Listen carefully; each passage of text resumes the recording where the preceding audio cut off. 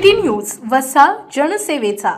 बुलढाणा शहरात गुन्हेगारी वाढत चालली असून काल रात्री धुपेश्वर मंदिर परिसरात एका तरुणाचा चाकू हल्ल्यात मृत्यू झाला, तर आज शहरात सकाळी 4 विद्यार्थ्यांचे सिनेस्टाईल एका गाडीत अपहरण करून पोबारा केल्याची खळबळजनक घटना समोर आली आहे। परंतु आरोपीचा हा डाव पोलिसांच्या सतर्कतेमुळे फसला आहे।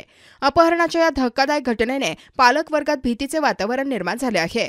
सकाळी सुमारे 8 वाजता गांधी चौक परिसरातून एका 14 वर्षीय मुलगी आणि 3 शालेय मुलांचे अपहरण केल्याची घटना समोर आली।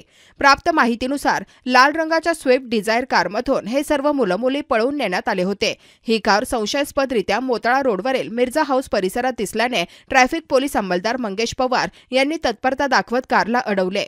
पोलिसांच्या वेळीच केलेल्या कारवाईमुळे संभाव्य अनर्थ टळला। कारमधून पळवून नेलेली मुलगी अत्यंत घाबरलेल्या अवस्थेत असल्याने तिला तत्काळ डॉक्टर महाजन यांच्या खासगी हॉस्पिटलमध्ये दाखल करण्यात आले आहे। या प्रकरणी मलकापूर शहर पोलीस ठाण्याकडून पुढील तपास सुरू आहे। अपहरणाचा हेतू काय होता, कारमधील व्यक्ती कोण होते आणि त्यांनी ही कार कुठून आणली याचा शोध पोलीस घेत आहेत।